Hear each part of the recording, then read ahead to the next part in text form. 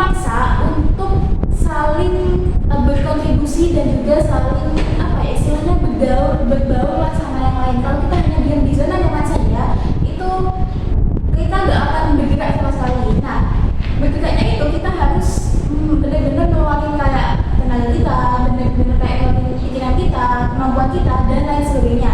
Nah, kalau kita tidak memastikan kesehatan mental kita dalam keadaan baik-baik saja, otomatis kita tidak optimal melaksanakan kegiatan kita dan kita tidak bisa melaksanakannya dengan lebih lancar gitu ke depannya. Boleh tahu apa aja sih faktor-faktor yang membuat mental kita menjadi rusak, dan bagaimana caranya kita untuk mengetahui bahwa mental pada diri kita itu sudah tidak baik-baik saja. Oke, faktor-faktor yang bisa kita ketahui ketika mentalnya yang bisa merusak mental ya, sebenarnya ada dua sih yang kita ketahui, yaitu faktor yang dari luar dan juga faktor yang dari dalam. Faktor luarnya itu misal seperti dari lingkungan sekolah, dari lingkungan masyarakat, dari lingkungan tempat kita tinggal, dan lain sebagainya. Kalau misalnya dari dalam itu bisa dari diri kita sendiri dan juga dari keluarga. Oke, untuk faktor luarnya ini kan dari lingkungan sekolah, seperti ada nih kita di sekolah ada nggak cocok atau nggak klubnya sama teman.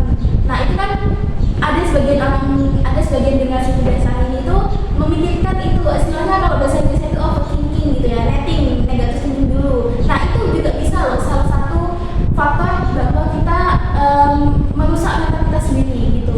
Kan kita bagian dari dalam itu ada dari diri kita sendiri dan juga dari keluarga kita. Kalau misal dari kita sendiri itu mungkin ya karena kita udah melalui masa pubertas, udah melalui masa remaja ya, mungkin dari diri sendiri itu bisa disebabkan oleh masalah kasmaran. Kalau bisa bahasa Jawanya kasmaran, kalau bisa dari bahasa Indonesia apa sih artinya Kak? Lupa. Nah, iya percintaannya seorang Gen Z gitu ya. Nah, kita kan juga nggak tahu ya pribadi dari masing-masing. Kalau misalnya aku dengarnya dari teman-teman yang beberapa yang dari curhatan teman-teman itu kayak justru bukan malah makin meningkatkan diri, bukan malah makin upgrade diri, bukan malah makin menurun. Benar sekali, malah menurunkan diri sendiri. Itu kayak nggak benar banget gak sih? Kita remaja yang harusnya upgrading skill, upgrading diri sendiri, itu malah menjadi rusak hanya gara-gara sebuah masalah kegiatan gitu. Nah, dari progres